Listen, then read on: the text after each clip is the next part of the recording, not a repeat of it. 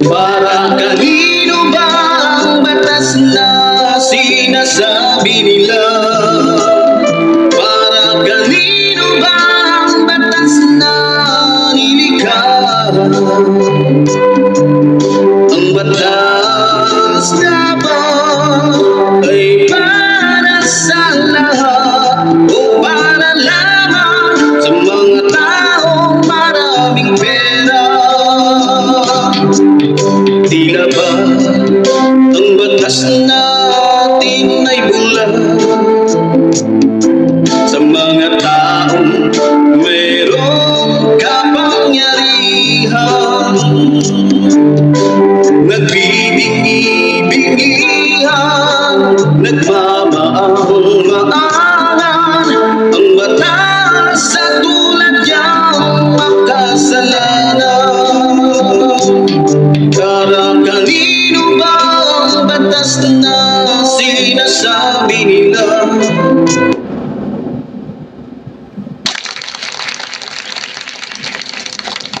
Okay, magandang umaga po sa inyong lahat, mga minamahal ko mga kababayan. So muli po, nandito na naman po tayo sa ating programa. Bago po ang lahat, binabati po natin ang lahat po ng ating mga taga-subaybay, Luzon, Visayas, Mindanao, maging mga kababayan din po natin sa abroad. At syempre ang ating mahal na Pangulong Ferdinand Marcos Jr., maging ating minamahal na First Lady Lisa Araneta Marcos, maging ating minamahal na Congressman Sandro Marcos, Martin Romualdez. Okay, so mga minamahal ko mga kababayan, sa araw pong ito ay pag-uusapan po natin ito pong si Senador Marcoleta. Ito tungkol po sa usapin po ng kanyang hindi paglalabas o pag-amin sa tunay niyang asset o salin, yan pala, sorry. So, alam nyo mga minamahal ko mga kababayan, para po sa akin bilang ikaw ay public servant, dapat sa pagtungtong mo pa lang o sa pagpasok mo pa lang sa isang posisyon na gusto mo, ay dapat ay makitaan ka na ng tawag nito, makitaan ka na ng katapatan. Pero pag-uusapan po natin ngayon ay ito pong hindi pagiging tapat at pagiging sinungaling po nitong ni Senador Marcoleta, mga minamahal ko mga kababayan. Okay, ang oras po natin ngayon mga minamahal ko mga kababayan ay ganap na pong alas 9:53 ng umaga. So, ang petsa po ngayon ay 20 taong kasalukuyan. Okay, so sa ating mga kababayan, medyo matitindi po ang ating ilalabas ngayon ng mga pahayag, kaya doon sa mga kabataan, huwag niyo pong hayaan na makinig ho, dahil hindi maiwasan na dahil po sa galit natin sa mga politikong niloloko lamang ang mga Pilipino, no? At talagang ginagamit ang kanilang kapangyarihan para po sa kanila lamang interes, ay talagang minsan po tayo nakakapagsalita ng hindi po dapat at hindi po dapat din marinig ng ating mga anak, no? So kaya pasintabi po sa inyo mga kababayan. Okay, so kung maalala po ninyo mga kababayan, ito pong si Senador Marcoleta po ay binabaan po ng Commission on Election o COMELEC ng show cause order. At hindi ako nagkakamali, nagsumiti po agad itong si Senador Marcoleta ng kanya pong counter affidavit bilang tugon po sa show cause order na inisyu po sa kanya ng Commission on Election o COMELEC. So, kundi po ako nagkakamali, ang issue pong ito ay nagsimula sa kanya pong statement on contributions and expenditures, no? Para po sa election noong Mayo 2025, kung saan idineklara po niya na ang kanya pong nagamit o nagastos ay 139.9 million. 139.9 million ang kanyang ginastos sa kanya pong pangangampanya. Ngunit, zero donations ang kanya pong inihayag o diniklara, mga minamahal kong mga kababayan. So, dagdag pa po rito, kung tama po ako, ang kanya pong diniklarang network, ito po ay kasunod ng kanyang pagdideklara, di ba nga may utos na sige ganito, di ano na naglabasan na ng kanilang mga salin at saka yung network statement of assets. So kung di ako nagkakamali, ang kanya pong idineklarang network sa statement of asset niya o assets liabilities, yung sa kanya pong salin ay 51.9 million lamang po, mga kababayan, na mas mababa po kaysa po sa kanyang ginasto sa kanya pong pangangampanya. So kung di ako nagkakamali, ayon na rin po sa mga balita na ating pong natanggap o nabasa o nakita, ayon po sa balita, ang depensa po nito ni Marcoleta sa kanya pong counter affidavit, hindi ako nagkakamali, na ang mga donasyon daw na pinag-uusapan ay natanggap daw niya bago pa siya opisyal na itunuring na kandidato. So, sinabi din po niya, ang issue daw ito ay masasabi daw legal in nature, batay po daw sa Piñera Doctrine. So yan po yung kanyang naging pahayag, mga kababayan.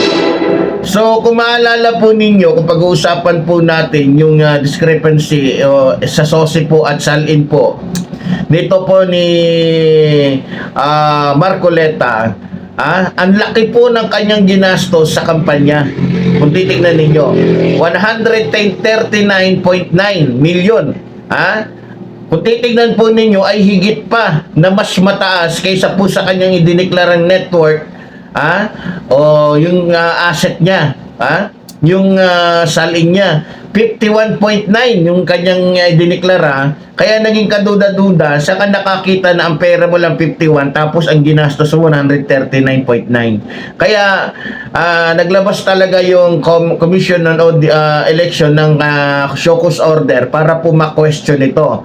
So idineklara po niya, isa din sa nag-ano sa kanya, kaya binabaan siya ng show cause order ng COMELEC dahil idineklara niya na wala po siyang natanggap na kahit anong donasyon sa kabila po ng malaking gastos niya po sa kanyang pangangampanya, mga minamahal ko mga kababayan. So nung siya po ay naimbestigahan na, tinanong na, dahil nga siyempre, sa nakakita ng gano'n, 50 lang yung pera mo, ganastos mo, halos doble doon sa di ba? So, dahil ipit na po si Marcoleta noong mga panahon na yon, mga kababayan, inamin na rin din niya. Pero ang pagkasabi po ni Marcoleta, hindi daw niya inilista yung mga nagbigay daw sa kanya dahil hiling daw ng mga ito na ang gusto daw mangyari, excuse me po, ang kahilingan daw ng mga nagbigay po daw sa kanya ng donasyon ay manatili daw anonymous. Anonymous. So ganun pa man, mga minamahal ko mga kababayan, kung titignan po ninyong mabuti, bilang si Marcoleta po ay isang edukado, nag-aral ng yung abogasya, di ba? Dapat alam niya ang tama at mali, lalong-lalo na pagdating po sa legalidad. Kasi abogado nga siya, di ba? Pag sinabing abogado, matalino yan, tagasunod yan ng batas. Hindi taga-suway ng batas, tagasunod ng batas. Pero kung titingnan po ninyo, parang ang nangyari po dito, parang bilang siya ay isang abogado, mas sinunod niya yung kagustuhan ng kanya pong mga donors. Kesa po doon sa batas na pinatutupad ng ating bansa, na kung saan dapat niyang sundin bilang isang abogado. Diba? Bago naging abogado si Marcoleta, natitiyak ko naman na nanumpa siya na lahat ng pinag-uutos ng batas ay susundin niya bilang siya ay isang abogado, na dapat ay makitaan ng pagsunod sa mga utos o sa mga batas na pinatutupad sa bansa pong ito. Pero makikita nyo naman mga kababayan, Hindi niya sinabi. Sinuway niya yung batas. Paano ko sinabing sinuway niya yung batas? Malinaw po na sinasabi po sa ilalim po ng Section 98 ng Omnibus Election Code. Required po ang pagdideklara ng tunay na pangalan ng nagbigay ng donasyon at ipinagbabawal po ang paggamit ng alias. Ang problema po dito, hindi na nga siya gumamit ng alias, hindi pa niya inamin kung sino talaga yung mga nagbigay na ito, na kanyang mga donors niya. Ang pinagtatakahan ko lang po dito mga kababayan, ano ba ang tinatago ni Marcoleta at ano din ba ang problema doon sa mga nagbigay sa kanya? Mga drug lords ba yung mga nagbigay? Mga drug lords ba yung mga nag-donate sa kanya para matakot sila na nagbigay sila?